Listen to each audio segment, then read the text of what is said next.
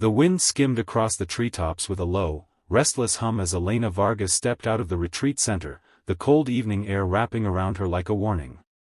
She had stayed longer than intended. Emails, calls, board crises never seemed to end, but now the forest was deep in twilight, shadows stretching across the ground like fingers reaching toward her heels.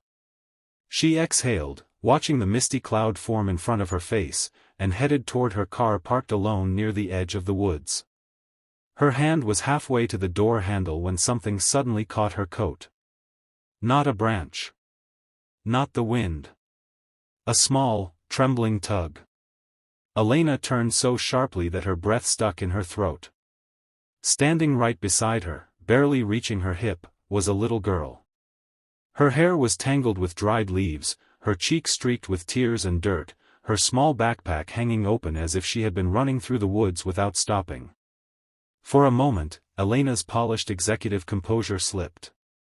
She crouched instinctively, lowering herself to the child's level. The girl's lips quivered before she whispered, "Ma'am. I can't find my daddy." The fear in that tiny voice struck Elena harder than any corporate attack ever had. She scanned the area, expecting a frantic parent to appear, but the parking lot was empty, and the woods behind them looked impossibly dark. "Hey," Elena said softly, steadying her tone, "it's okay. What's your name?"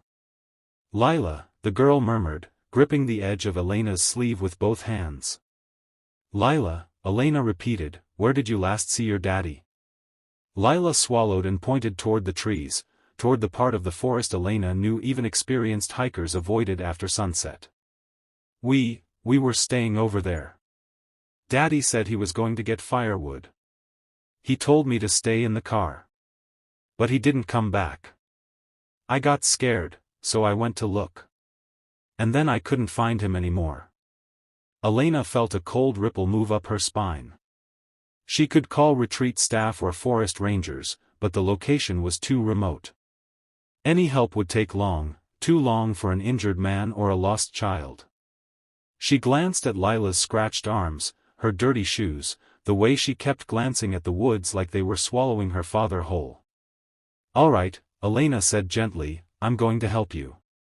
But you have to stay very close to me. Can you do that?" Lila nodded fast, desperate, clutching Elena's hand as though it was the last solid thing in her world. Elena retrieved a flashlight from her car and clicked it on. The beam sliced through the darkness but revealed nothing comforting, just dense trees, shifting shadows, and cold silence. She squeezed Lila's hand. "Let's go find him." Together, they stepped past the tree line. The forest swallowed the light almost instantly. Every twig crack made Lila flinch. Every rustle made Elena's heart tighten. Minutes passed with nothing but darkness and the child's shrinking voice calling out, "Daddy. Daddy." Then Elena's flashlight caught something on the ground. Broken branches. Scuffed earth. A faint dragged trail. Not random. Not natural. Something had gone very wrong. The dragged trail led Elena and Lila down a narrow slope, the earth growing looser and more treacherous with every step. Elena tightened her grip on the flashlight, scanning ahead for any movement, any sound that didn't belong to the wind. Lila's breathing grew fast and uneven as she clung to Elena's coat, her small fingers trembling with every rustle that echoed through the trees. "Daddy." Lila called again, her voice cracking as it bounced weakly through the woods. Only silence answered. Elena swallowed the tension rising in her chest. She had always prided herself on being composed, on staying calm when others panicked, but here in the darkness, responsible for a child who didn't belong to her, every decision felt heavier. She followed the trail, praying it led them to a man who was hurt, not something worse. Then a faint noise drifted through the trees. A low groan. Not the wind this time. Human. Close. "Lila," Elena whispered, "I think I hear him. Stay behind me, all right?" But Lila didn't listen.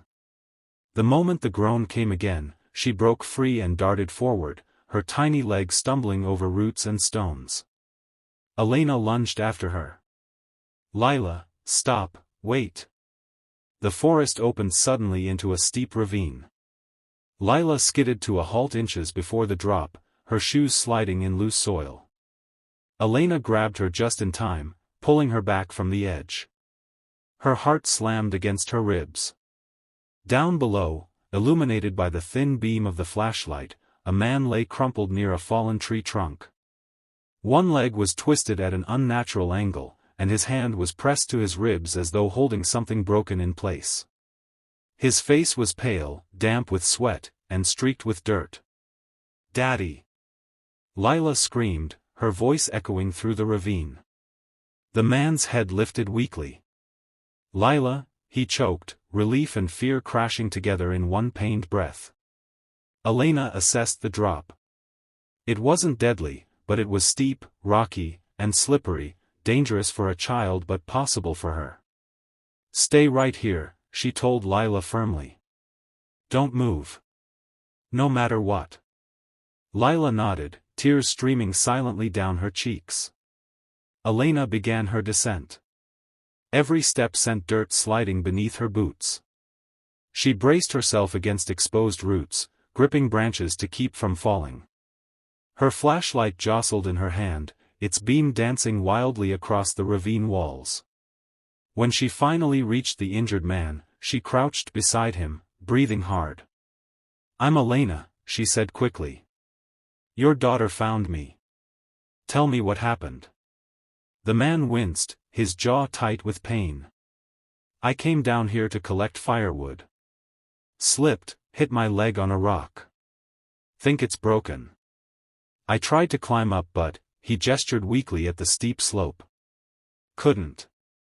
Elena removed her coat and folded it, sliding it carefully beneath his leg to stabilize it. "Help is coming," she assured him, though she still had to call for it. "Just stay awake." She pulled out her phone and managed to find a signal near the base of the ravine. She dialed emergency rescue, giving exact coordinates. Above them, Lila sat at the edge, hugging her knees, watching everything with wide, terrified eyes. Elena kept talking to her and her father, anything to keep them conscious, anything to keep panic from creeping in. Sirens wouldn't reach for at least 20 minutes. Elena stayed right beside them, holding the man's hand as the forest pressed in around them, refusing to let him slip into unconsciousness. For the first time in years, she prayed the rescue team would arrive in time. 3 days passed before Elena returned to the hospital. She had meant to go sooner, but the whirlwind of meetings, crisis briefings, and investor calls had pulled her back into the steel-cold world she knew too well. Still, her mind kept drifting to the little girl with trembling hands, and the father lying injured at the bottom of a ravine. She found herself thinking about them at red lights, between emails, even during board presentations. Something about that night had planted itself inside her, quiet, persistent, impossible to ignore. When she walked into the hospital room, Lila was the first to notice. Her face lit up like sunrise, and she scrambled off her chair. "Elena," she cried, running across the room to wrap her arms around Elena's legs. The warmth of the hug startled her. She hadn't realized how much she'd missed it until that moment. Elena gently rested a hand on her head, smoothing out her curls. Aaron, propped up in the bed with his leg in a cast, looked up with a grateful but slightly embarrassed smile. "You came," he said, almost as though he hadn't expected anyone outside the medical staff to show up again. "I said I would check on you both," Elena replied, setting a bouquet on the table. "How are you feeling?" "Better now," he said honestly. "They said another couple of weeks and I'll be walking again. Lila's been trying to help, but she's more of a distraction than a nurse." "I'm helping." Lila protested with an indignant stomp of her foot. Elena couldn't help but laugh, a sound she hadn't heard from herself in a long time. Aaron watched the two of them with a softness in his eyes that made Elena's chest tighten unexpectedly. "We never really thanked you," he said quietly. "For going down there. For not leaving her alone. For everything." You don't have to, Elena replied quickly. Anyone would have done it. No, Aaron said, shaking his head. Most people would have called for help and left. You went into the woods. You climbed down a ravine. You took care of my daughter when she was terrified. You have no idea what that means to me. Elena opened her mouth to respond, but the words caught in her throat. She wasn't used to being thanked like this, with sincerity, not obligation. Lila tugged at her hand. We're having dinner later, she said with hopeful eyes. Daddy makes pasta. He said we can invite you if you want. Aaron looked almost sheepish, rubbing the back of his neck. Only if you're not too busy, he added. Busy. The word echoed in Elena's mind: meetings, negotiations, travel schedules, deadlines. But for once, she didn't feel pulled toward any of it. Instead, she felt an unexpected tug from something far warmer, far more human. I'd like that, she said softly. Lila squealed and jumped up and down, and Aaron's relieved smile reached all the way to his eyes. That evening, their simple hospital room dinner turned into laughter, shared stories, and a warmth Elena hadn't felt in years. Lila sat beside her like she belonged there. Aaron looked at her like she was someone worth knowing beyond her title and power. And as the night deepened, Elena realized something quietly, profoundly life-changing. Sometimes family doesn't appear in the places you expect. Sometimes it finds you in the dark woods, in a frightened child's voice, in the moment you choose to stay.